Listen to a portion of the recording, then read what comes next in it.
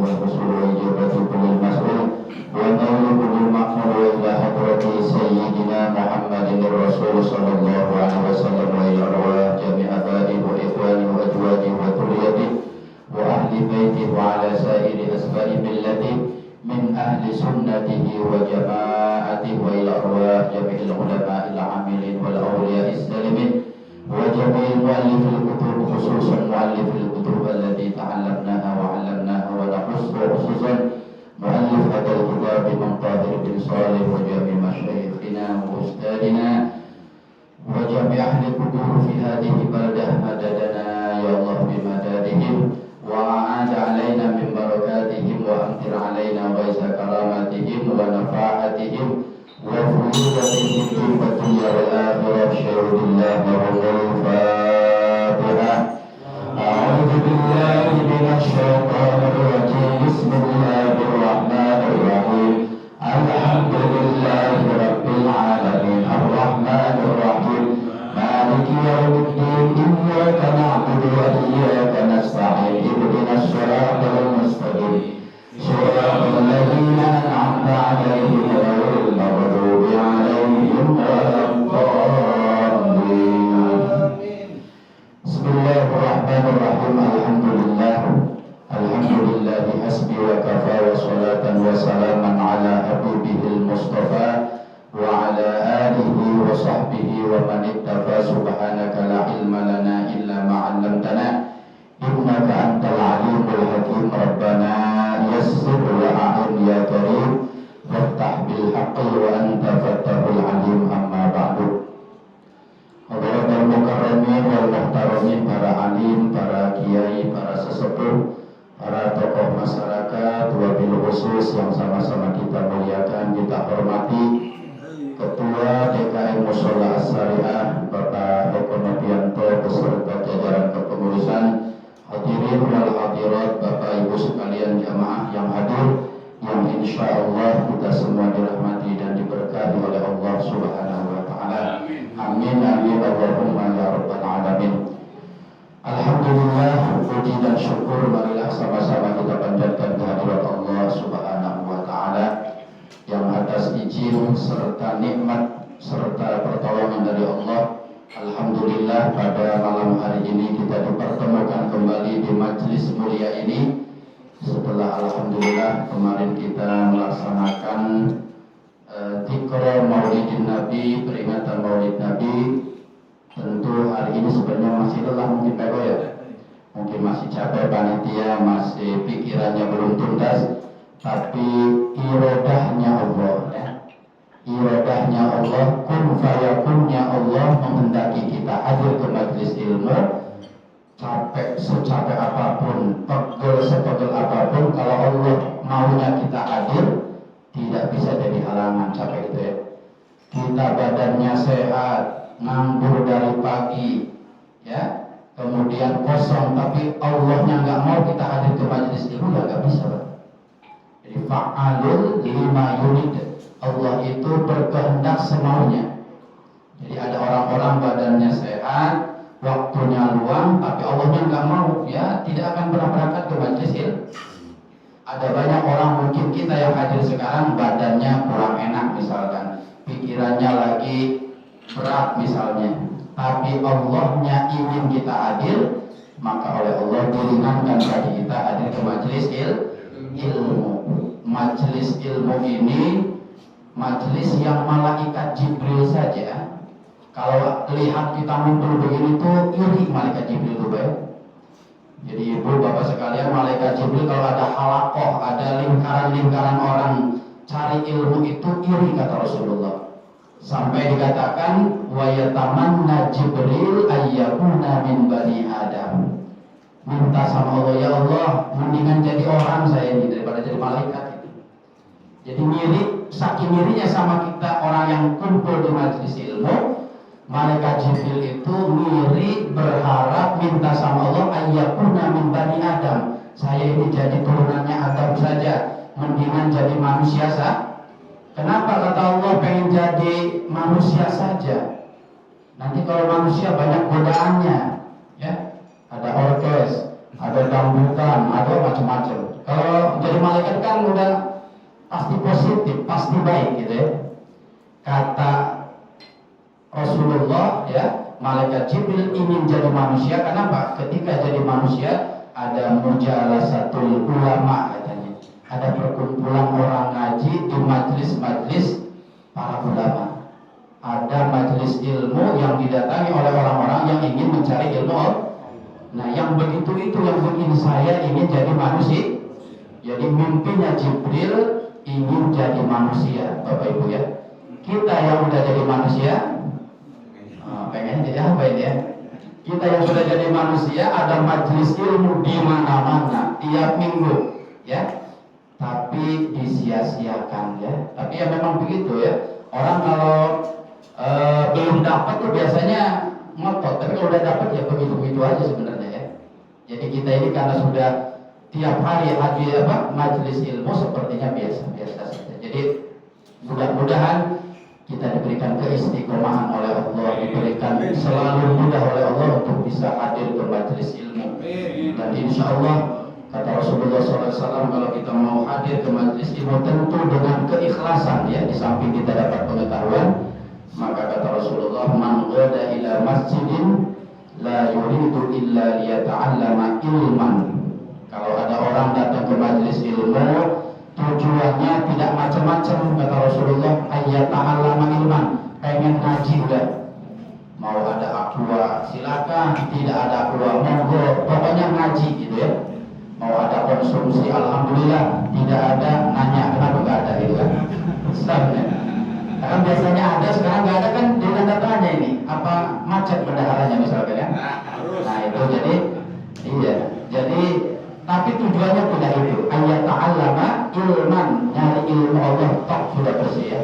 Maka falahu ka ajri hajin tamma hajjuhu, maka pulang dari majelis ilmu tercatat di hadapan Allah seperti pulang naik haji.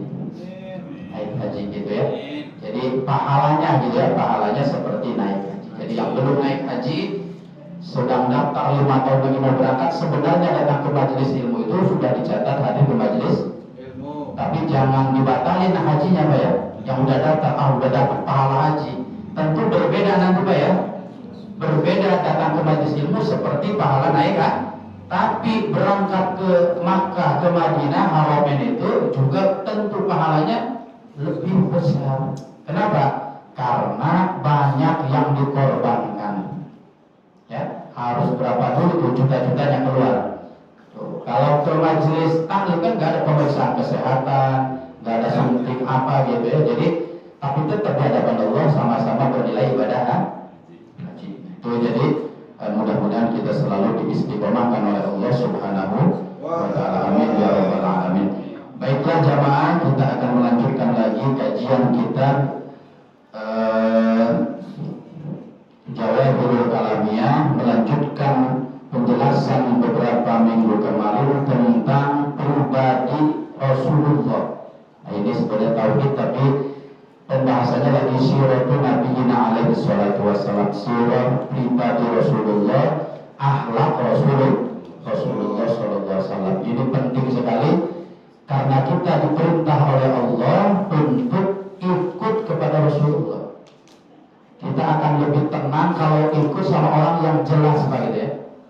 Orang yang jelas kita ikut ini lebih tenang. Ilmunya sudah jelas, pengetahuannya sudah jelas, pengalamannya sudah jelas. Kita disuruh ikut orang itu pasti tenang. Bapak mau masuk ke hutan misalkan ya, ada pemandunya udah 20 tahun jadi pemandu, tenang gak Pak? Udah pasti selamat, gak mungkin nyasar-nyasar muter-muter gitu ya. Karena Pak pemandunya jelas-jelas sudah berpengalaman, sudah tahu seluk-beluk hutan. Nah dalam hidup pun kata Allah, Qul in kuntum tuhibbunallah fattabi'uni. Jadi ittiba'lah kepada Rasulullah, ikutlah kepada Rasulullah. Nah kita nggak bisa ikut kalau nggak kenal Rasulullah. Kita nggak bisa langsung mengenal Rasulullah kecuali melalui para ulama gitu kan. Karena kita sudah tidak sejaman dengan Nabi. Jadi saya kurang sepakat kalau ada orang jangan ikut ulama, langsung ke Nabi saja. Gimana nih kalau ke Nabi aja? Kita sudah 1400 tahun jedanya Pak. Jangankan sama Rasulullah, Bapak kalau nggak ada orang keturunannya Bung Karno, nggak akan tahu ceritanya Bung Karno, Pak. Gitu. Itu jaraknya belum ratusan mungkin ya. Jadi Bapak tahu Bung Karno itu seperti apa? Mungkin dari muhibbinnya, dari pecinta Soekarno, dari anak keturunan cucunya gitu. Jadi sangat tidak masuk akal kalau kita mengamalkan syariat Allah langsung kepada Nabi, gitu ya. Boleh baca hadisnya sih langsung Pak ya, tapi pemahamannya harus melalui para ulama gitu ya. Nah ini jadi tidak bisa langsung kecuali melalui lisan-lisan para ulama yang oleh para ulama dicatat dalam kitab-kitab kuning ya. Makanya dikatakan laulal ulama ma'arafnal anbiya katanya. Kalau tidak ada ulama kita tidak akan kenal nabi kan. Laulal ulama ma'arafnal anbiya ya. Nah ini pentingnya ulama itu membantu kita agar benar-benar paham kenal dengan Rasulullah Shallallahu Alaihi Wasallam. Nah, beberapa minggu kemarin kita sudah menjelaskan bagaimana sabarnya Rasulullah Shallallahu Alaihi Wasallam, utamanya sabar Rasulullah dalam dakwah, sehingga Islam sampai hari ini masih ada dan insya Allah sampai hari kiamat Allah akan menjaga agama Islam. Nah selanjutnya halaman 39 kalau di kitab saya, wa kana katsira sujudi li tafakkurihi fi asraril malakut. Kalau di saya 39 atau kalau di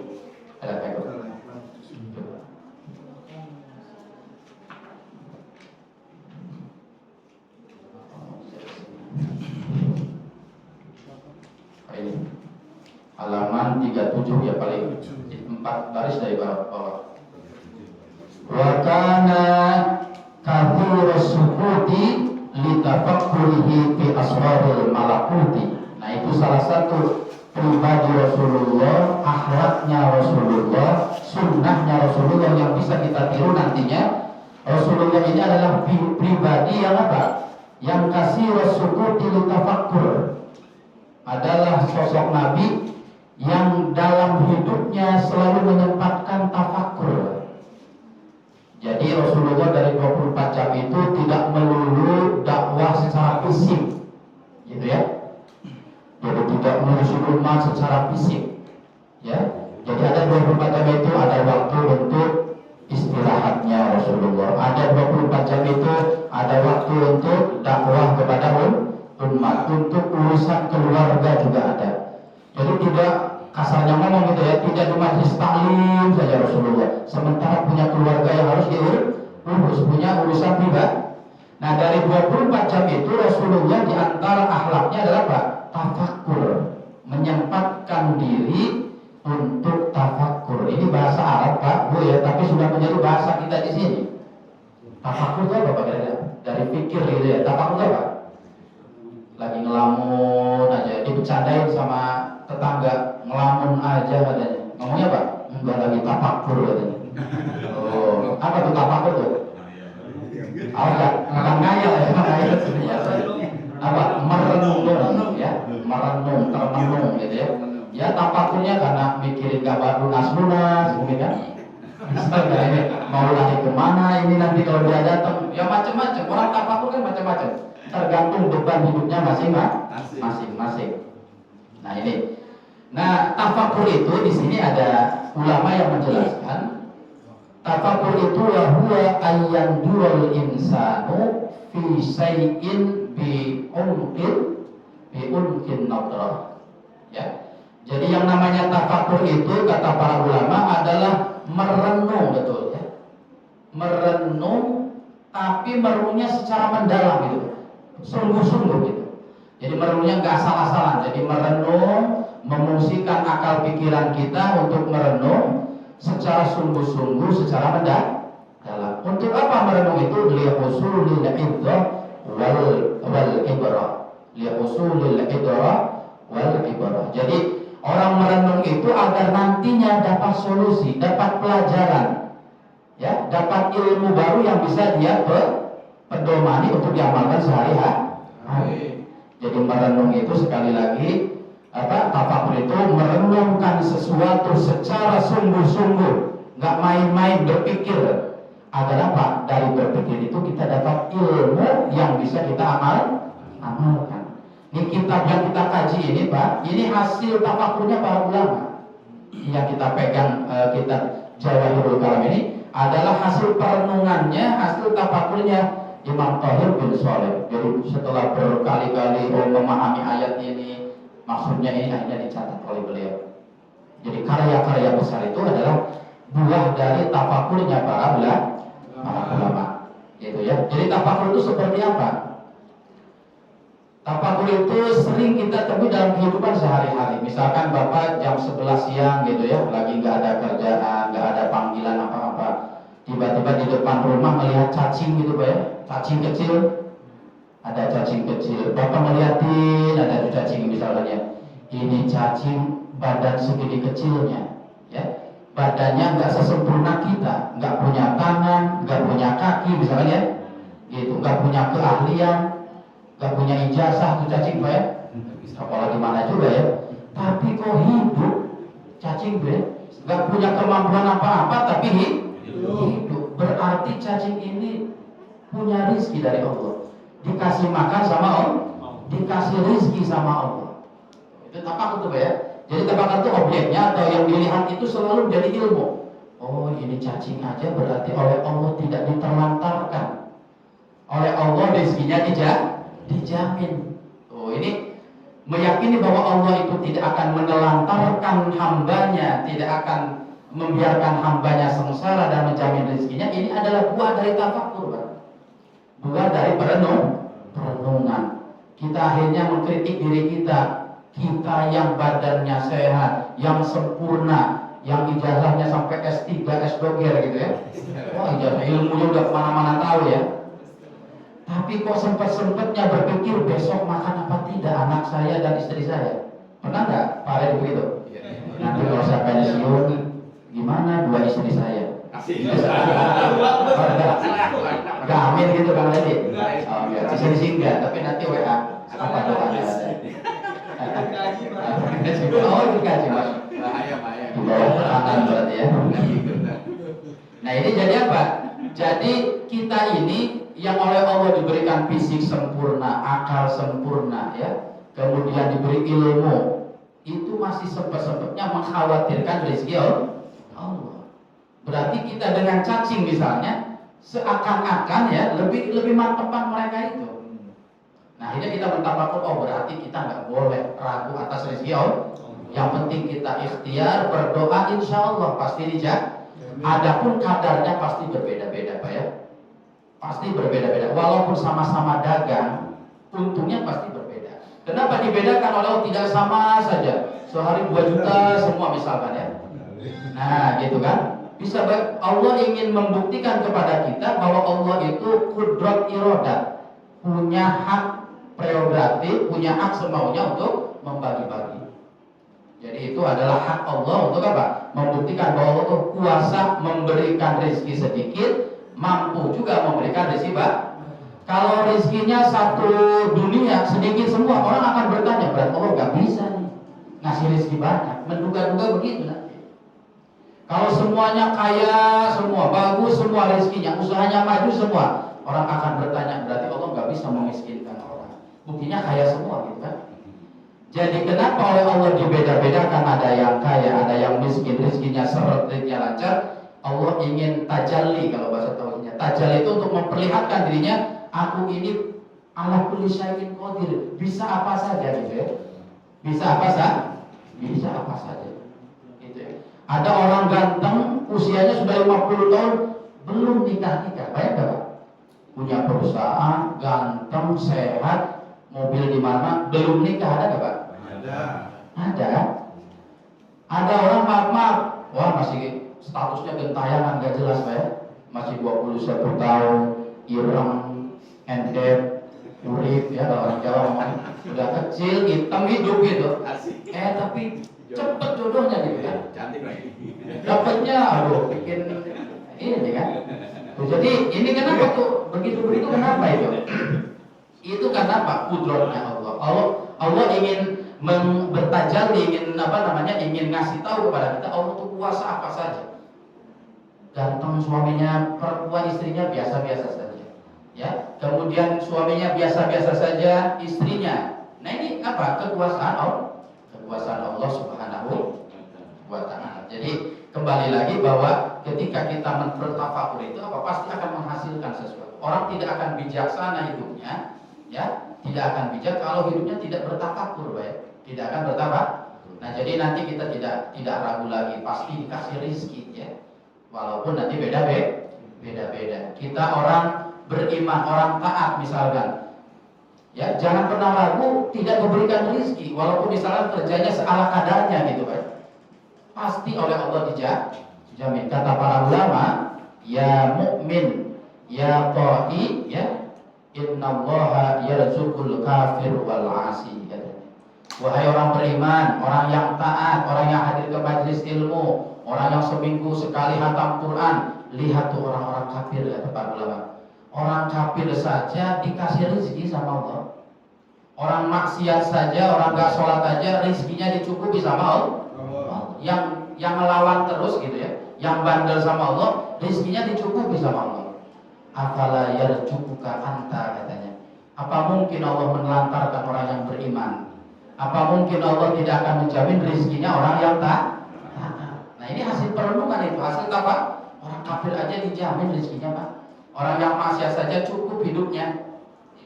Nggak mungkin ya orang yang taat, orang yang nurut, orang yang imannya kuat ditelantarkan oleh Allah. Nah ini contoh tafakur, dan masih banyak lagi aktivitas-aktivitas kita yang dilakukan hasil daripada tafakur. Nah Rasulullah ini setiap hari itu ada waktu untuk tafakur, ya, memikirkan dirinya, memikirkan umatnya dan lain sebagainya. Bahkan Rasulullah qoblal bi'tsah, sebelum diutus jadi apa? Jadi Rasul pun sudah diantar kesukaannya adalah naik ke Jabal Nur, ke Gua Hira, ya. Sebelum jadi Rasul, menyendiri, tahannus namanya, ya, tahannus, khalwat, kemudian tafakur. Jadi khalwat itu menyendiri, ya, menyendiri beribadah, ya, kemudian juga apa namanya, tafakur, ya, memikirkan dirinya dan segala-galanya. Nah ini bahkan di tempat itulah karena hasil tafakur diberikan wahyu pertama, yaitu Iqra. Nah jadi Rasulullah sebelum jadi nabi, setelah jadi nabi pun kesenangannya adalah salah satunya adalah di antara tafakur, memikirkan, ya, merenungkan segala sesuatu yang nantinya memberikan kemanfaatan kepada diri Rasulullah SAW. Nah lalu apa manfaatnya tafakur, Pak, ya? Lalu apa saja yang harus kita pikirkan? Apakah semua harus ditafakuri gitu, ya? Lihat kipas tafakur, lihat apa tuh? Jam tafakur. Jadi ngelamun terus, ya. Apakah jadi apa saja yang kita nanti tafakuri itu dalam agama? Yang disuruh untuk bertafakur itu untuk apa saja? Apa saja dan manfaatnya apa saja? Nah Imam Nawawi di kitab-kitab lain menjelaskan bahwa ada 5 jenis tafakur yang dianjurkan dalam syariat. Jenis-jenis yang harus kita tafakuri. Jadi tidak semua harus ditafakuri, waktu kita habis, Pak, ya. Ada semut mati ditafakuri, ada udah terlalu ini, ya. Makanya oleh Imam Nawawi dalam Kasyifatus Saja dijelaskan ada 5 saja cukup yang harus kita tafakuri. Yang pertama adalah at-tafakkur fi ayatillah. At-tafakkur fi ayatil, yang kita tafakkur, yang kita harus merenung itu diantaranya yang pertama mentafakuri ayat-ayat Allah, kebesaran Allah, keagungan Allah. Kita mengakui nggak Allahu Akbar itu benar-benar, Pak? Kita kalau salat Allahu Akbar, Allah Maha Besar, Allah Maha Agung. Kira-kira percaya nggak Allah Maha Agung itu, Pak? Nah, dari mana kita bisa percaya? Salah satunya dengan mentafakuri ayat-ayat Allah, tanda-tanda kebesaran Allah yang ada di sekitar kita. Namanya ayat kauniyah. Kalau dalam Al-Quran namanya ayat kauniyah. Jadi ayat Allah atau tanda kebesaran Allah, kebenaran Allah itu ada, bisa diketahui melalui ayat kauniyah, melalui Al-Quran, firman Allah. Misalkan dalam Al-Quran Allah berfirman, misalkan yang sering kita baca, wa ja'alna minal ma'i kulla syai'in hayy. Kata Allah, Dengan wasilah, dengan pelantaran air, semua makhluk Allah itu hidup. Dengan pelantaran air. Kita bisa hidup modalnya apa Kang Dede? Di antaranya dari air, mimma indafik ya. Dari air yang begitu ya. Paham Pak ya? Mimma indafik, air yang keran kayak keran kebuka cerot gitu ya. Mimma indah tadafuk ya. Nah itu jadi kita pun ini hidup karena modal awalnya dari air. Dari air. Kemudian apalagi yang hidup oleh air? Semua makhluk Allah dari air sumbernya. Tumbuh-tumbuhan bisa subur air, ya. Kemudian hewan air. Ini meja ini bisa ada di depan saya karena apa ini? Dari air, dari kayu. Kayu itu nggak bakal tumbuh kalau tidak ada air. Semua, ya semua ciptaan Allah minal ma'i kulla syai'in hayy. Semuanya hidup karena. Jadi Allah mengatakan semua hidup, dalam kenyataannya benar-benar hidup semua. Oleh sebab berarti ini menunjukkan betapa benarnya Allah. Shadaqallahul azim, maha benar Allah. Nah kita kalau tidak mentafakuri ayat itu ya, kita tidak akan pernah mempercayai benar nggak sih Allah itu kalau berfirman. Jadi yang bagus itu memang kalau membaca Al-Quran yang banyak, yang tadabbur. Yang tadabbur itu yang sambil dipahami gitu Pak ya. Misalkan baca Fabi ayyi ala'i rabbikuma tukadziban, berhenti dulu ya. Apa nikmat-nikmat Allah yang telah diberikan kepada kita. La in syakartum lazidannakum, tafakkur dulu. Jadi bagusnya sih begitu baca Quran Pak ya. Tapi kalau kita nggak bisa, pengennya cepet hatam aja ya nggak apa-apa ya. Tapi nanti cuma dapat pahala aja kalau gitu Pak. Baca Quran tidak tadabbur, tidak ditafakuri, ya cuma dapat pahala dong. Makanya jangan aneh kalau ada orang sehari hatam tapi perilakunya seperti orang yang jarang baca Quran. Karena baca Qurannya cuma sekedar baca. Jadi Al-Quran ini bisa menjadi petunjuk bagi kita kalau disertai tadabbur, tafakurin ya ayat-ayat itu. Dipahami, benar-benar dipahami. Nah ini kembali lagi bahwa ayat-ayat dalam Al-Quran, penggalan-penggalan ayat dalam Al-Quran, kita akan mengakui kebenaran Al-Quran itu kecuali dengan melalui tafakur. Kayak tadi waja'alna minal ma'i kulla syai'in hayy, semua tumbuh oleh wasilah air. Dan memang kenyataannya begitu, berarti Allah itu benar-benar firman-Nya. Nah, dan banyak lagi, tidak hanya Al-Quran ya, kita bisa bertafakur dengan tanda-tanda kebesaran Allah yang ada di alam semesta. Kita menyebutnya ayat kauniyah namanya. Kalau Al-Quran namanya ayat kauniyah yang tersurat ya. Kalau alam semesta namanya ayat kauniyah, ayat yang tersirat, tersurat gitu ya. Nah, bagaimana misalkan kita akan mengakui kehebatan Allah, keagungan Allah dengan melihat langit misalnya Bapak ya. Pagi-pagi sambil ngopi, yang biasa merokok mungkin merokok, sambil lihat langit misalkan ya.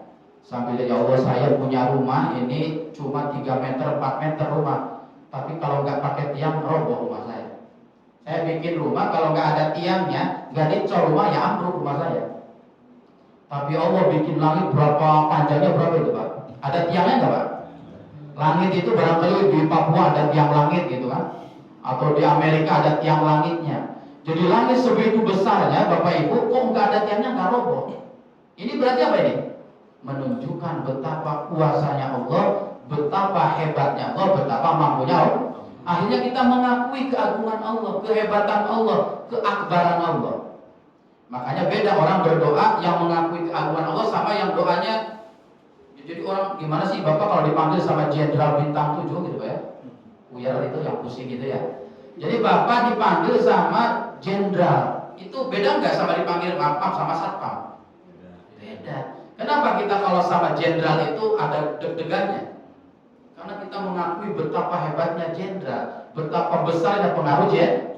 Makanya kita ketika menghadap jenderal itu ya nunduk kita, nggak petang-peteng.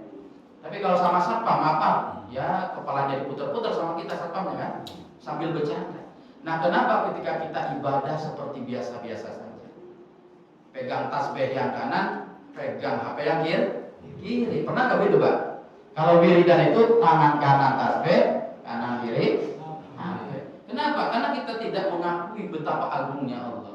Kenapa tidak mengakui keagungan kepada Allah? Karena kurang tafakur kita ini, kurang ngangen-ngangen, kurang mikir-mikir keagungan Allah Subhanahu wa Ta'ala. Jadi banyak sekali ya, banyak alam semesta atau dari kisah-kisah para nabi, misalkan bagaimana Allah merubah panasnya api menjadi dingin kepada Nabi Ibrahim. Itu ditafakuri, Masya Allah. Allah itu berarti bisa segala-galanya.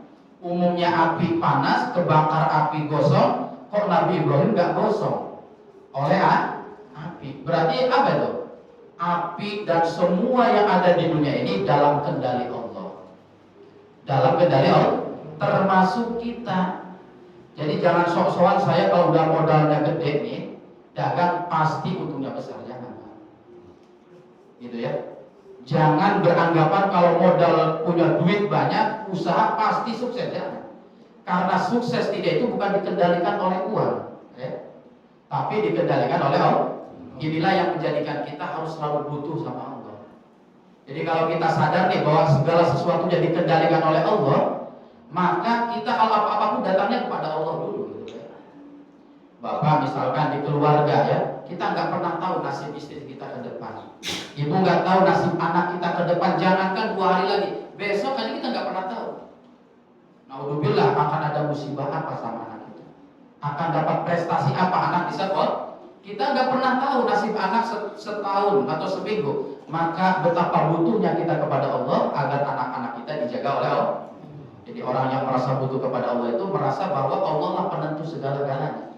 Tapi kalau kita tidak merasanya mampu, merasanya bisa, uang banyak, ilmu ada, pasti anak saya pinter. Gak bisa Pak ya. Karena banyak orang yang sandarannya kepada diri sendiri, oleh Allah dikecewakan. Udah keluar habis-habisan modal, pas udah bangunannya berdiri ambruk. Banyak gak? Udah lagi maju-majunya kebakaran gitu kan. Jadi banyak. Karena semuanya atas kendali Allah. Jadi silakan kita sebanyak-banyaknya bertafakur. Tujuannya apa? Bertafakur kepada alam semesta, kepada ayat-ayat Allah, agar kita mengakui betapa kuasanya Allah, betapa hebatnya Allah. Kalau kita mengakui betapa hebatnya Allah, betapa kuasanya Allah, kita dibenci orang satu kabupaten gak gentar. Karena yang bikin benci siapa? Allah. Yang bikin tidak benci Allah. Jadi tenang-tenang saja. Orang mau nyerang apapun, ya nggak ngaruh gitu ya. Mau dihancurkan apapun, kenapa? Mereka pengen menghancurkan kita, digerakkan oleh Allah. Tetangga benci kita, digerakkan oleh Allah. Dan Allah bisa merubah yang benci ke kita jadi senang banget ke kita. Bisa nggak Pak? Bisa. Makanya apa? Orang yang sudah mengakui bahwa Allah itu maha bisa segala-galanya, tidak akan pernah susah hidupnya. Ketika apa? Ketika ada masalah. Karena semuanya bersumber dari Allah Subhanahu wa Ta'ala. Itu yang pertama yang harus kita tafakuri. Kemudian yang kedua, aufi ni'matillah wa yatawallatu anhul mahabbah, kata Imam Nawawi. Yang harus kita pikirkan, yang harus kita sering tafakur itu adalah nikmat-nikmat Allah yang seabrek-abrek itu Pak ya, yang begitu banyaknya Allah beri. Ibu bapak merasa nggak dikasih nikmat kok? Jangan lihat dompet. Kalau lihat dompet merasanya ya segitu-gitu aja, nggak ada kemajuan ini. Suami saya gajinya ya segini-gini aja dari dulu. Tapi lihatlah bangun tidur ya, ibu ketika membuka mata, matanya masih jelas melihat. Itu nikmat dari Allah. Setelah itu narik, hitung napasnya masih normal, nggak perlu oksigen. Setelah bangun dari kasur, kaki digerakkan ke toilet bisa melangkah. Berapa banyak orang bangun tidur kakinya lumpuh gitu kan. Nah jadi gitu. Jadi pikirkan nikmat-nikmat yang ada di kita. Yang bikin susah kan mikir yang nggak punya gitu. Kan mumet jadinya. Iya kan? Di di rekening nggak ada 1 miliar misalnya. Mikirnya aduh papa 1 miliar. Jadi yang 100 juta di rekening dianggapnya nggak ada, nggak bisa syukuran kita. Gitu ya. Jadi yang bikin orang tidak syukur itu apa? Selalu fokus dengan yang belum kita miliki, dengan yang belum kita dapatkan. Padahal kita sudah sering baca lain syakartum lazidannakum. Pengen nambah itu jangan mikirin yang nggak ada, syukurin aja yang ada dulu. Gitu ya. Makanya saya sering bercanda sama Pak Eko, sama yang sering main ke rumah. Istri itu cukup 1, yang penting disyukur, nanti ditambah sama Allah. Bercanda ya, bercanda kan dari saya nggak tahu didengar sama jamaahnya serius ya ngomong itu ya. Jadi jangan pernah berharap punya istri 2, punya istri 3, jangan. 1 disyukurin aja udah. Nanti juga ditambah. Cocok nggak Pak? Ada yang protes. Mudah-mudahan nggak berantem nanti di rumah ya. Ya ini sih hiburan saja. Jadi itu jadi apa? Jadi syukurin. Jadi kita ini pengen nambah rezekinya, pengen nambah rezekinya. Yang ada belum disyukurin, belum digunakan. Gitu ya. Jadi gimana mau nambah? Jadi kalau ingin nambah rumusnya, jangan pernah lihat yang belum kita punya. Silakan punya target. Saya pengen punya mobil, pengen silakan ya. Tapi jangan melulu ke sana. Syukurin dulu motor Beatnya, syukurin dulu rumahnya, syukurin itu dulu. Nanti oleh Allah, apa kata Imam Ibnu Athaillah, asyukru qaidun lil mawjud waswaidun lil mafqud katanya ya. Jadi syukur itu akan mengikat yang sudah ada. Yang rezeki kita yang hari 100.000, cuma 100.000 itu oleh Allah nanti tetap akan 100.000 kalau kita syukur. Qaidun mengikat lil mawjud kepada yang ada. Tapi bukan itu, nanti oleh Allah swaidun akan ditarik yang belum ada itu. Syaratnya jadi yang ada akan tidak pergi, yang belum datang akan didatangkan oleh Allah. Asal syaratnya syukur gitu. Nah, orang kalau mentafakuri nikmat Allah yang begitu banyak, nanti lahir syukur nanti ya. Lahir syukur dan mahabbah kepada Allah. Cinta kepada Allah. Orang kalau sering dikasih ya, dikasih lagi akan timbul senang sama orang yang ngasih. Maaf misalkan kita di kehidupan sehari-hari dengan tetangga misalkan ada yang kurang akur misalkan Pak ya. Tapi kalau tetangga itu sehari dikasih soto ayam, besoknya soto ayam, anaknya lewat dikasih 100.000, lama-kelamaan juga luluh Pak hati orang tuh. Jadi semakin orang banyak memberi ke kita, maka semakin luluh kita ya. Semakin luluh kita ya. Makanya dikatakan kata ulama, al-insan abdul ihsan. Manusia itu akan menjadi hamba kepada orang yang baik kepada dirinya. Bapak ini akan nurut sama orang berbuat baik ke Bapak. Sama bos gimana Pak? Di perusahaan Bapak nurut sama siapa kira-kira? Yang ngasih gaji biasanya. Kalau sama teman ya kerja biasa saja. Tapi kalau ada bosnya lewat, padahal cuma lewat doang, pura-pura rajin kan? Pura-pura nurut. Jadi manusia itu abdul ihsan. Al-insan abdul ihsan. Manusia itu akan tunduk, akan menjadi hamba kepada yang berbuat baik kepada kita. Jadi Bapak kalau dikasih uang terus sama yang ngasih uang, bunuh orang itu loh. Mau nanti ujung-ujungnya nurut gitu ya. Dikasih uang terus saya ini bisa nggak kamu membenci tetangganya itu bisa. Jadi orang itu akan nurut kepada orang yang memberi banyak kepada diri. Nah, dengan kita selalu ingat pemberian Allah, diharapkan kita tumbuh rasa cinta kepada Allah. Yatawalladul mahabbah, akan yatawalladu lahir ya, akan muncul sifat mahabbah kepada Allah. Kita dikasih tiap bulan sama bos 5 juta saja, ya Allah, betapa hormatnya kita kepada bos, betapa nurutnya kita sama bos. Padahal bos nggak tahu apa begini aja bosnya, langsung nyamperin kan. Tapi kita dikasih nikmat oleh Allah tiap hari, tiap detik. Dengar adzan langsung ke musola apa buka lagi YouTube-nya. Berarti mahabbahnya belum muncul. Kenapa mahabbah belum muncul? Cintanya kepada Allah belum muncul karena jarang nginget-nginget pemberian Allah yang begitu banyak. Coba kalau tafakur lagi ibu misalkan suami sudah berangkat, anak sudah di sekolah, coba di kamar kunci gitu ya. Tafakur ya Allah, alhamdulillah saya ya sejak lahir sudah enak hidup. Lahir gimana enak tuh? Sempurna fisiknya. Maaf ya, ada orang yang terlahir sudah ada kurang-kurangnya. Alhamdulillah lahir tangan sempurna, kaki sempurna, mata sempurna. Setelah usia 30 tahun, 20 tahun menikah punya suami, setelah menikah punya anak. Itu kan nikmat semua Pak. Jadi itu yang harus kita ingat tuh yang ada gitu ya. Nanti kalau mensyukuri yang ada, nanti yang kita inginkan itu dengan sendirinya. Kalau orang Jawa punya kaligane ujug-ujug gitu ya. Tahu ujug-ujug ya? Tiba-tiba kok ada kemudahan gitu ya. Oleh Allah digerakkan semuanya datang kepada kita. Jadi kalau orang sudah mahabbah kepada Allah, hasil dari tafakurnya kepada nikmat Allah ini, nanti bagaimana? Nanti nurutnya luar biasa. Jadi orang kalau nurut kepada Allah itu karena sudah merasa cinta kepada Allah. Dari mana cinta kepada Allah lahir? Dari selalu mengingat-ingat kebaikan Allah. dengan tafakur gitu ya. Itu pengaruhnya luar biasa tafakur itu. Makanya kata Rasulullah, tafakur itu pahalanya lebih besar daripada ibadah sunnah sitina sana, 60 tahun. Ibu sholat sunnah 60 tahun dengan semenit saja tafakur, ditimbang pahalanya lebih besar daripada tafakur. Kenapa? Karena kalau orang tafakur dampaknya kayak tadi tuh. Orang berpikir nikmat Allah, akhirnya cinta sama Allah. Kalau udah senang sama Allah, dia akan nurut sama Allah. Dampaknya nurut segala-galanya. Tapi kalau orang sholat sunnah, Pak, belum tentu hatinya bersih. Belum tentu habis sholat sunnah dia semakin tawadhu, malah petang-peteng misalkan. Dalam hatinya gimana? Saya udah 1000 rakaat tadi malam. Tetangga saya belum tentu bisa kayak saya. Loh, kan begitu ya. Jadi orang itu, jadi nggak ada, kalau orang melakukan ibadah itu resikonya ada terjangkit takabur namanya, kiber, sombong itu.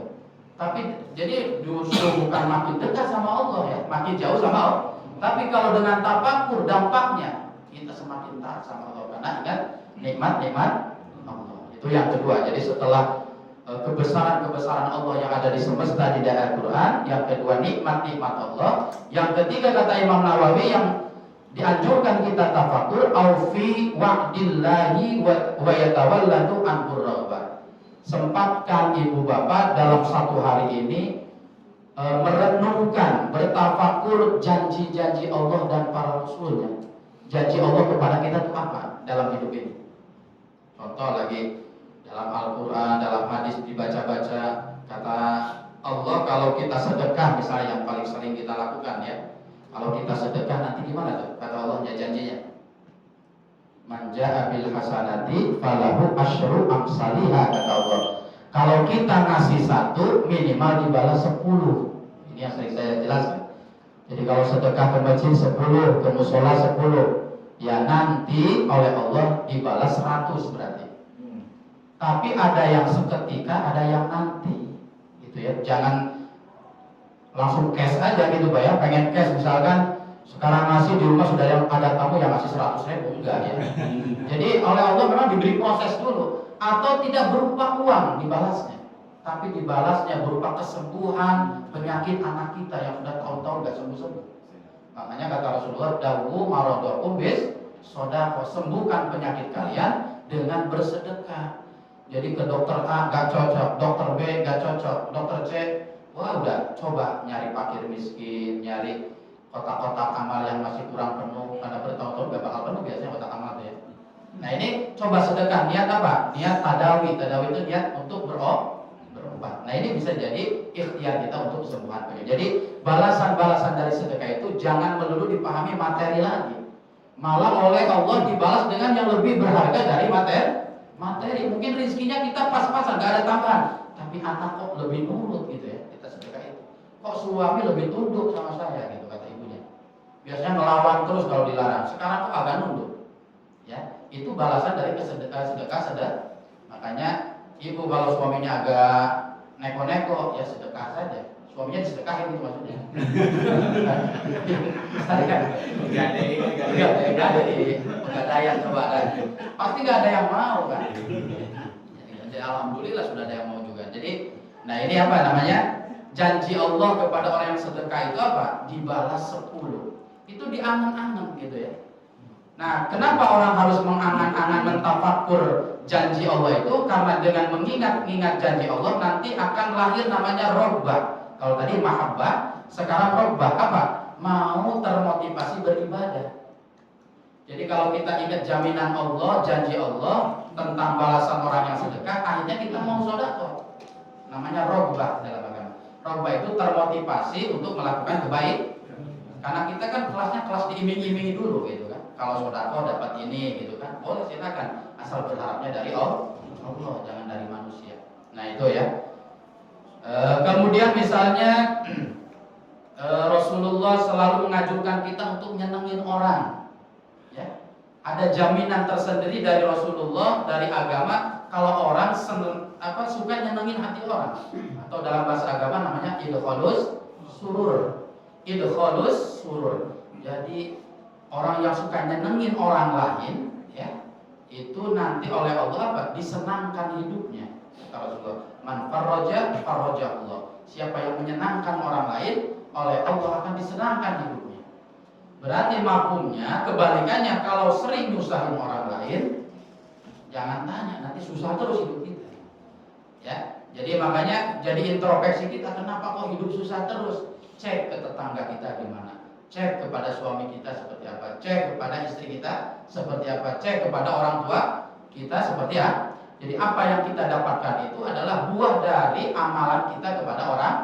Man farraja Allah, wa man qarraba Allah. Siapa yang menyusahkan manusia akan disusahkan oleh Allah. Siapa yang menyenangkan manusia akan menyenangkan, ya, siapa yang menyenangkan manusia akan disenangkan oleh Allah. Rasulullah sudah mencontohkan betapa beliau itu menjaga perasaan orang. Kira-kira sahabat ini senang kalau apa-apa dengan Rasulullah, berusaha menyenangkan para sahabatnya. Rasulullah itu pernah duduk-duduk dengan sahabat, tiba-tiba ada orang miskin yang jarang sedekah, ya boro-boro sedekah gitu bahasanya, buat dirinya saja udah belepotan, udah kerepotan, boro-boro sedekah. Tapi orang pasti, baik, semiskin-miskinnya orang pasti dalam hatinya pengen sedekah, pasti itu ya. Nah, akhirnya si miskin ini nyari apa? Anggur, ya, beli ke pasar, pengen sedekah kepada Rasulullah. Saya pengen walaupun cuma sekali bisa bersedekah kepada Rasulullah. Akhirnya anggur itu dimasukkan ke mangkuk, diberikan kepada Rasulullah yang sedang dikumpul-kumpul dengan para sahabat, sedang ngobrol dengan para sahabat. Akhirnya orang miskin ini datang, kemudian disampaikan Rasulullah, alhamdulillah saya kebeli anggur, pengen ngasih sama engkau. Oleh Rasulullah, ya, langsung diterima dan langsung dimakan di depan orang miskin itu langsung dimakan. Makanya sunnahnya kalau dikasih apa-apa langsung dicicipin gitu ya, sunnahnya. Jangan nanti sampai busuk gak dimakan misalnya. Apalagi, nah ini akhirnya oleh Rasulullah langsung dimakan anggur itu, dimakan satu. Rasulullah mukanya tersenyum. Orang miskin melihat Rasulullah tersenyum, senangnya luar biasa. Suka nih Rasulullah.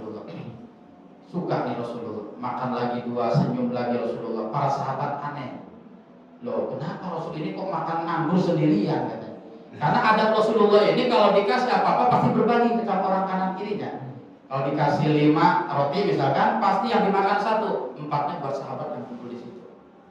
Itu akhlak Rasulullah. Kalau dikasih itu dikasihkan lagi kepada yang lain, biar yang merasakan itu tidak hanya dirinya, tapi kok ini aneh, Rasulullah ini udah makan 2 biji anggur, dimakan, sampai habis dimakan.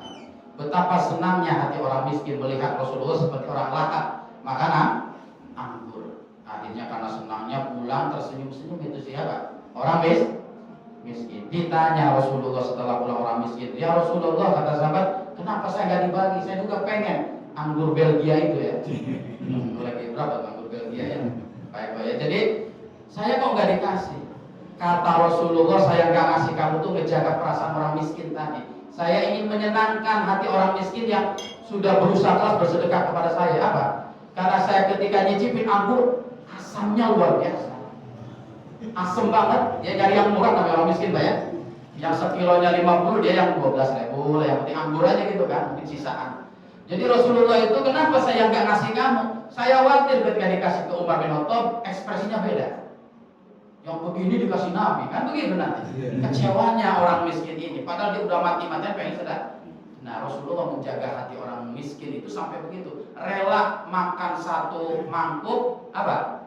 Anggur yang udah asam sekali. Kenapa? Idkhalus surur, ya, menyenangkan hati orang yang. Makanya untuk basa-basi gak apa-apa, Pak. Kalau ada yang ngasih misalkan sop, Ibu, dikasih sama tetangga enak kok, banget.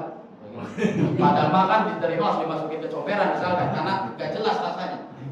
Kenapa? Kalau orang yang ngasih ngomongnya kagak enak, ya satu responnya kapok nanti Bu ya, gak bakal. Keduanya dia kecewanya luar biasa. Dia mungkin di rumahnya ribut dulu sama suaminya, saya mau ngasih, jangan, kita cuma masih butuh. Ribut dulu bisa nggak mau ngasih, setelah ngasih malah tidak dihargai. Jadi pemberian apapun ya kepada kita dari orang lain, syukur-syukur memang benar-benar enak misalkan, benar-benar kita cocok. Kalau tidak pun ya untuk menjaga perasaan, ya kita senangkan mereka ya nggak? Itu khalus surur namanya ya. Makanya kata Allah, kata para ulama, Allah itu pernah mengirim wahyu ke Nabi Daud alaihissalam.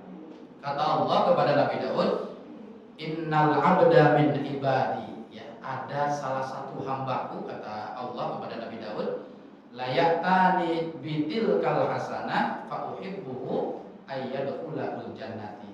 Ada orang melakukan kebaikan, gak seberapa kebaikannya sih, tapi kok saya senang kalau orang ini masuk surga secepat-cepatnya. Jadi ada ibadah yang bikin kita kilat langsung masuk ke surga. Ya, kata siapa? Kata Allah kepada Nabi Daud alaihis. Akhirnya Nabi Daud bertanya, ya Allah, wa matil kal hasanah. Kebaikan apa tuh yang bikin orang cepat masuk surganya? Tol gitu ya, kayak masuk tol. Tol dulu, kalau sekarang udah macet sama aja kan. Jadi tol dulu gitu, lagi orang belum punya banyak mobil. Sekarang serumah udah 3-4 mobil kan. Nah itu jadi apa? Kata Allah ya, orang apa? Amalan yang membuat orang cepat masuk surga itu adalah apa? Ketika ada hambaku disenangkan oleh hambaku yang lainnya. Ada hambaku, hamba itu senang, disenangkan oleh siapa? Oleh saudaranya. Idkhalus surur, disenangkan. Jadi amalan menyenangkan orang lain ini adalah amalan yang paling cepat memasukkan orang ke surganya Allah. Sampai di ujungnya kata Allah, walau bitamroh, walaupun dengan menyenangkan saudaranya dengan sebiji kurma, ngasih sama orang yang remeh, ngasih permen, gitu ya.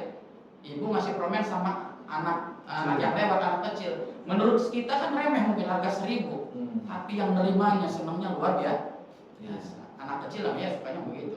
Jadi senangkan orang lain, kata Allah, walau bitamroh, walaupun hanya dengan sebutir kurma, semampunya kita, maksudnya kata Allah. Yang mampunya banyak silakan banyak, yang tidak bisa memberi ya minimal dengan ceria, dengan akhlak yang baik kepada orang-orang di sekitar kita. Nah jadi dengan kita mengingat-ingat janji Allah, bertafakur janji Allah yang begitu banyak kepada para pelaku kebaikan, maka itu akan melahirkan namanya robbah. Kita termotivasi ibadah, kita akhirnya sekarang nyenengin orang, ngomong dijaga, takut gak dia susah, takut dia gak senang sama omongan gitu.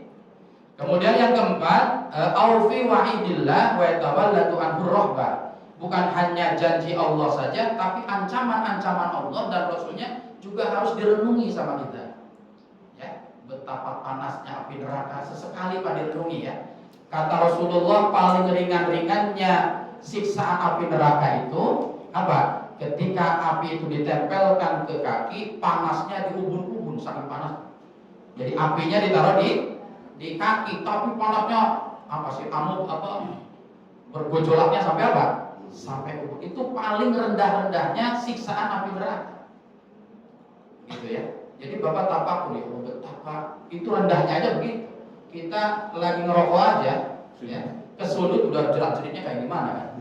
Atau kita marahnya luar biasa kalau jalan kaki keluar gak pakai sendal, pijat, untung rokok yang masih ada apinya, panasnya luar biasa. Oh berarti begitu panasnya. Akhirnya apa? Membuat kita rohbah, merasa takut kepada Allah. Silakan jadi baca ayat-ayat Quran, hadis-hadis yang menceritakan tentang bagaimana balasannya orang yang riba misalkan, bagaimana balasannya orang yang menyakiti hati tetangga, bagaimana terus agar kita merasa takut untuk tidak melakukan yang diancamkan oleh Allah. Jadi itu juga penting. Yang terakhir kata Imam Nawawi, yang harus ditafakuri adalah apa? Yang kelima, aufi taksiri ala qaatin wa yatawalladu anhul haya. Yang harus kita tafakuri tiap hari, mau semenit mau 2 menit, adalah betapa kurang dan rusaknya kualitas ibadah kita sehari-hari. Betapa rusaknya kualitas ibadah kita yang kita lakukan sehari-hari. Sholat masih telat, ya Pak ya? Udah telat, gak khusyuk pula. Ya. Gitu gak Pak?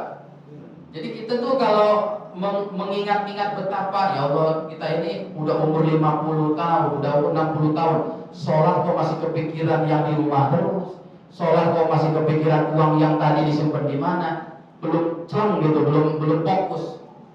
Nah dengan kita memikirkan kekurangan kita dalam ibadah, kekurangan khusyuan ya, atau macam-macam kekurangan ibadah, itu akan melahirkan rasa haya di sini. Wa yatawalladu ahya. Maka akan melahirkan sifat malunya kita kepada Allah.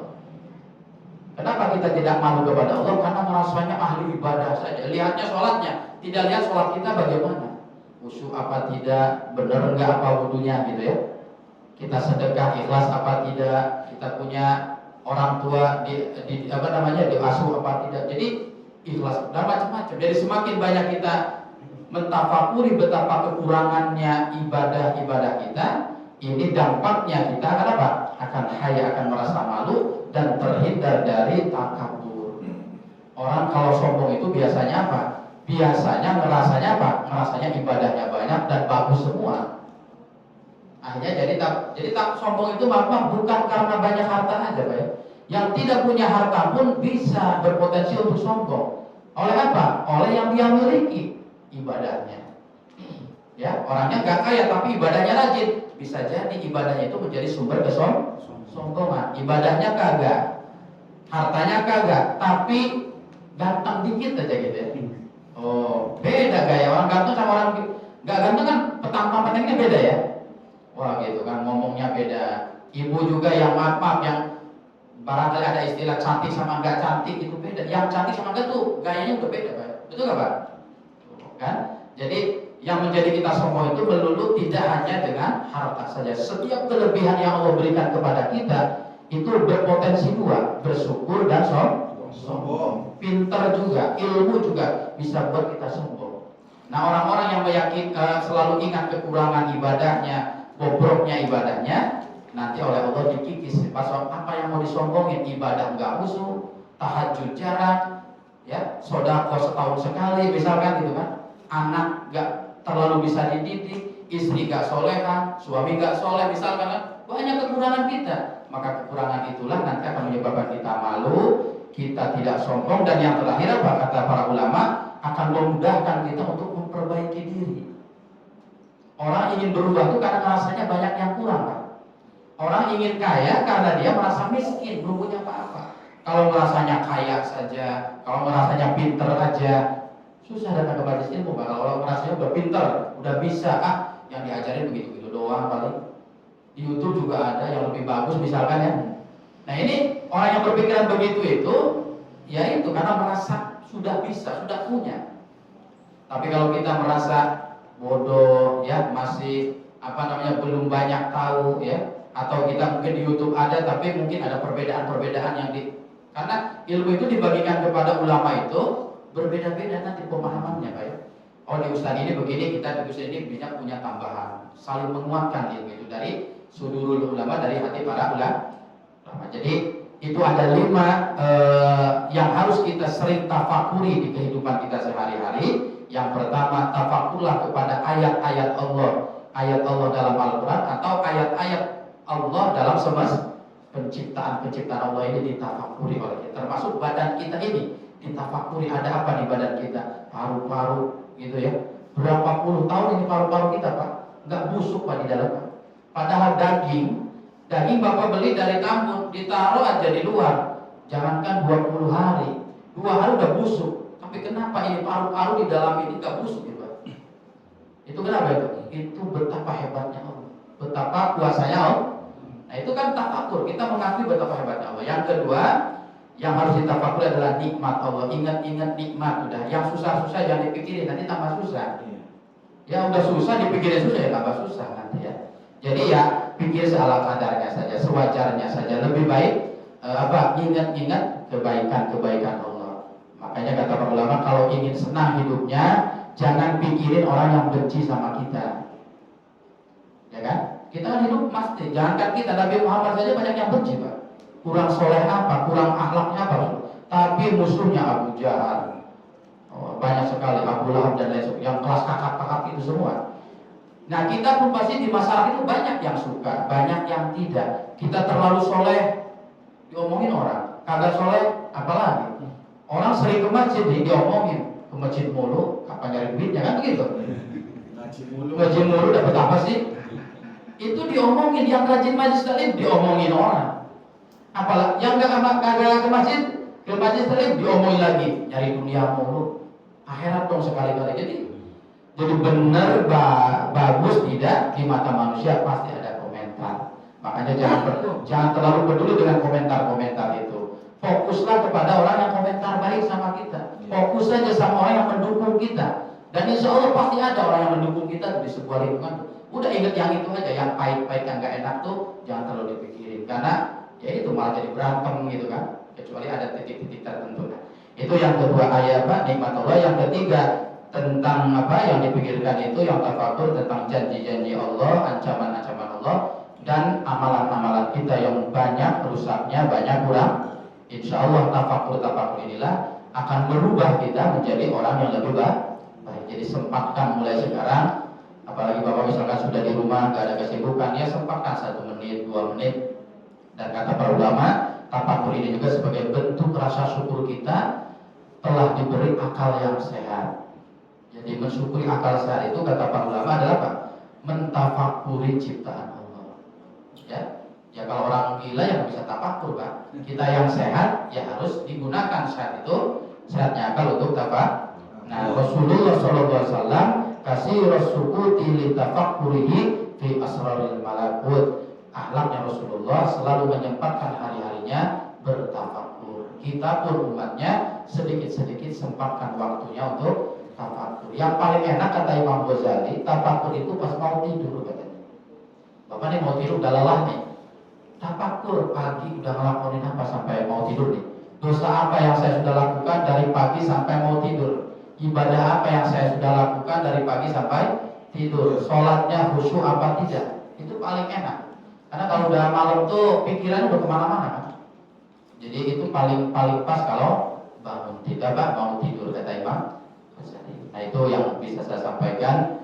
Mudah-mudahan akhlak Rasulullah tafakur ini bisa sedikit-sedikit kita amalkan dalam kehidupan sehari-hari. Sebelum ditutup barangkali ada yang ditanyakan Bapak dan Ibu silakan.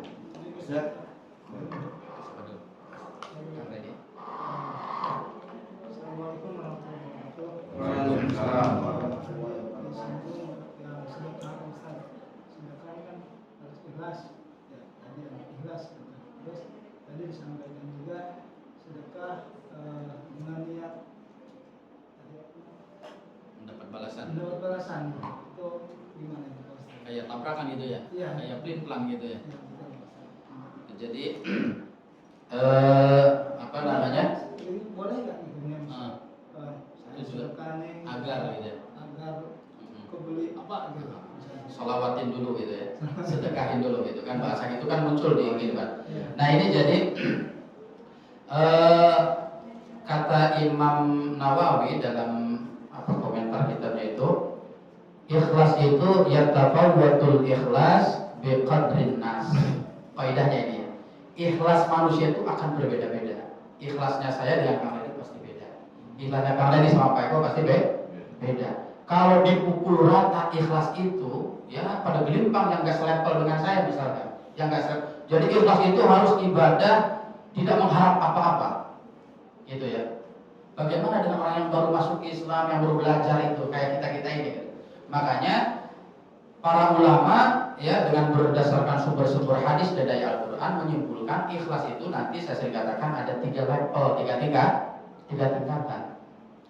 Ya gitu. Jadi tetap ikhlas yang tadi sedekah karena Allah saja gak berapa ikhlas itu. Kang Redi juga kalau sedekah ke musola asarinya 100.000 tiap bulan berharap nanti supaya naik jabatan di perusahaannya, itu juga tetap ikhlas kabel. Tapi levelnya kalau sekolah PAUD masih PAUD belum SMA gitu ya. Tapi tetap dihargai oleh Allah. Innallaha la yudhi'u ajral muhsinin. Allah akan menghargai, gak akan disia-siakan kebaikan manusia, juga akan. Tapi nanti di levelnya ini gitu ya. Nah kata Imam Nawawi ada ikhlas yang level pertama tobaqatul ula, orang yang berbuat amal kebaikan termasuk sedekah, tujuannya dengan sedekah itu mendapatkan balasan duniawi. Balasan dunia, tapi dari Allah pengen balasannya. Jadi hudud di duniawiyah kata Imam Nawawi dalam kitabnya, dia berharap hudud itu balasan duniawi. Kayak tadi ngasih 100 biar datang 1 juta. Saya ngasih biar isi saya lancar. Saya ngasih agar apa? Karena Rasulullah juga menunjukkan begitu. Dawu maradhakum bis. Kalau ingin sembuh penyakitnya sedekah. Berarti kita bersedekah mengharapkan sembuh, bukan karena Allah berarti kan. Tapi yang ngomong siapa ini? Rasul. Berarti salah Rasulnya kita bagaimana ya? Enggak mungkin kan? Oh itu para ulama membaca itu bahwa ikhlas itu ternyata harus nggak boleh disamaratakan. Ada level-levelnya. Untuk orang awam kita, untuk motivasi ibadah boleh ingat-ingat tadi balasan-balasannya. Asal berharapnya kepada Allah. ya Allah saya sedekah agar Engkau melipat gandakan pahala sedekah saya, agar anak saya sembuh dengan berkahnya sedekah, agar dengan berkah sholawat Jibril yang saya baca 1000 ini rumah tangga saya adem enak hidupnya. Silakan, gitu ya. Tujuannya duniawi dan berharap kepada Allah. Yang kedua, tobaqatus saniyah, level yang agak mending nih ya. Ketika dia ibadah, tujuannya nggak berharap dunia, nggak pengen tuh nambah-nambah duit, naik jabatan, enggak. Saya pengen masuk surga, ukhrawi nilainya. Sudah akhirat yang diincarnya tuh ya. Biar nanti matinya husnul khotimah, biar nanti masuk kubur gak ada pertanyaan malaikat mungkar nakir, biar enak di akhiratnya, biar masuk surga. Ini juga sebenarnya kalau mau diratakan gak ikhlas ini berarti buat karena Allah teman. Pengen surga, pengen neraka, selamat dari neraka, pengen matinya enak, husnul khotimah. Nah, itu namanya apa kata Imam Nawawi, termasuk juga ikhlas asal minta itu juga kepada Allah. Balasan itu mintanya kepada Allah. Pengen masuk surga selamat neraka itu ya. Itu yang kedua, Kang Rende ya. Nanti yang ketiga, al-amalu lillahi wahdah, enggak ada tujuan-tujuan tadi. Ya Allah saya ibadah karena Engkau, dikasih pahala monggo, tidak rapopo. Udah enggak mikir pahala, enggak mikir. Saya ikhlas itu ya karena disuruh Engkau suruh ikhlas ibadah. Mau dikasih pahala silakan. Saya ikhlas bertaubat masuk neraka, monggo. Saya mau ibadah karena Engkau, saya mau dimasukin neraka, mau masuk ke surga. Udah begitu belum ada deh.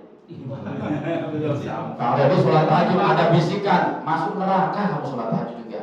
Besoknya sholat ya? Langsung nyari tempat-tempat yang remang-remang itu. Ngapain saya sholat ujung-ujungnya masuk neraka? Nah, orang-orang yang ikhlas mau masuk neraka, mau masuk surga, matinya susah nanti tetap saya ibadah. Karena saya ibadah bukan karena ingin surga, ingin neraka, tapi lillahi ta'ala. Karena Allah gurunya ikhlas, karena Allah saja.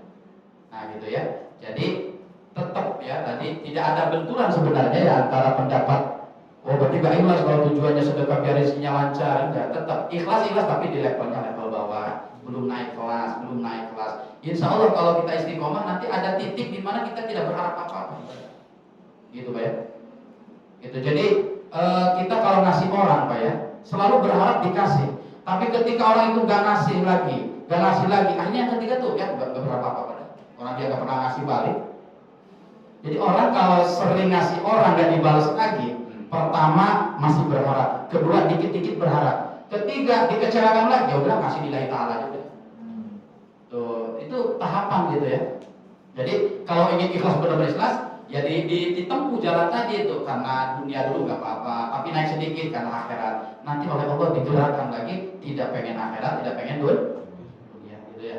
Jadi kuncinya ikhlas itu ya tafawwat, itu berbeda-beda tergantung kondisi orangnya masing-masing. Ulama tentu berbeda dengan kita berbeda dengan yang tidak ngaji misalkan, itu beda-beda. Itu kan tadi. Kang Pak cukup. Beda.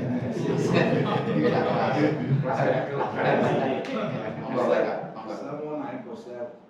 Allah berfirman dalam hadis kutsinya yang aneh seperti ini Ustaz. Jika seorang hamba mendekatiku sejengkal, niscaya aku mendekatinya satu hasta. Jika dia mendekatiku satu hasta, niscaya aku mendekatinya satu depak. Nah, jika dia mendatangiku dengan berjalan kaki, maka Allah niscaya aku mendatanginya dengan berlari kecil. Jadi gini Bos, ini diskusi ini artinya kalau kita pengen dekat sama Allah, ya kan, ada contoh nih, kalau kita janji Allah kan, kalau kita dekat dengan Allah sambil berjalan, Allah akan berlari. Cuma kadang ini Bos, memang Bos ya, secara tauhid biar kita ini lebih yakin lagi. Jadi semakin kita dekat sama Allah, jadi semakin banyak ujiannya Bos. Itu gimana Bos? Ini benar Bos. Kaitannya gitu ya. Iya, kaitannya Bos. Jadi ada hadis tadi yang dibaca oleh Pak Eko. Jadi Allah itu akan berbuat lebih kepada kita. Yang kita persembahkan kepada Allah, Allah akan balasnya lebih dari kita. Maksudnya. Jadi jangan dibayang itu, kalau kita masih ingat materi dulu itu namanya hadis mutasyabihat. Hadis yang sebenarnya bukan Allah masa lari berarti punya kaki gitu kan? Jangan gitu. Jadi ayat mutasyabih apa? Hadis mutasyabih. Hadis mutasyabih itu kiasan gitulah, bahasa kiasan gitu ya. Tidak jadi Allah kalau kita dekat sama Allah dengan berjalan, Allah akan datang ke kita dengan berlari, berarti Allah punya kaki, bukan. Itu adalah hadis itu maksudnya apa? Allah itu akan membalas lebih kepada kebaikan yang kita berikan kepada Allah. Kayak tadi sodako 1 dibalasnya 10, di ayat lain malah 700 minimal. Nah itu ya, ayat itu, hadis itu. Kemudian kenapa kok orang semakin mendekat kepada Allah ya, ujiannya semakin berat ya. Itu satu ya, memang nasnya begitu ya. Jadi nas itu maksudnya sudah ketetapan Allah bahwa dalam hadis Nabi itu ubtuliyal abdu ala hasbi dini. Manusia itu akan diuji sesuai kadar keimanannya, kadar kedekatannya kepada Allah. Jadi tapi jangan gimana lemah aja dah. Jadi kan kita ini kadang begitu, pikiran tuh berantem terus di kepala tuh. Jangan soleh-soleh amat, nanti ujiannya berat. Jangan kena, paru-parunya kena, kan banyak. Apa ulama-ulama ya, orang-orang soleh jantung kena ya, Habib Mundir itu kalau penyakitnya kan, ini kena tuh. Jadi tapi ya bagaimana, saya jadi orang biasa aja lah, jangan terlalu pintar-pintar apa nanti kayak gitu, jangan. Jadi apa? Jadi ubtuliyal abdu ala hasbi dini. Jadi kenapa orang semakin dekat? Karena apa? Allah ingin semakin dia tinggi derajatnya. Kenapa orang kok semakin dekat sama Allah semakin diuji? Agar Allah ingin orang ini semakin tinggi derajatnya di sisi Allah. Dengan cara apa? Terus dikasih uji. Karena orang yang sudah mentalnya diuji sabar, dikasih sebetaran kapan pasti sabar. Tahan banting biasanya orang kalau diuji terus juga. Jadi ketika diuji hilang duit 100.000 ya, kuat. Nanti oleh Allah nyacak, dicoba nih kalau 1 juta, kuat lagi biasanya. Karena dia udah tahu Allah tuh begitu gaya itu ya biasanya, gaya kasih ujiannya. Jadi mentalnya sudah itu. Jadi kenapa orang semakin dekat sama Allah diuji? Karena dengan ujian itu Allah ingin mengangkat dia setinggi-tingginya. Kenapa Rasulullah ujiannya lebih berat dari nabi-nabi yang lain? Bahkan dikatakan oleh para ulama, ujian para nabi-nabi sebelum Rasulullah belum semua kepada Rasulullah. Jadi ujian nabi-nabi terdahulu Pak, semua ditimpakan kepada Rasulullah. Kenapa? Karena Rasulullah dikatakan imamul anbiya wal mursalin, pimpinannya para nabi. Ya ujiannya harus ujian kelas pemimpin itu Pak. Yang kelas karyawan ujiannya. Kalau kelas karyawan kan ujiannya hilang 100.000. Kalau kelasnya Pak Eko ya masa 100.000 bukan ujian namanya.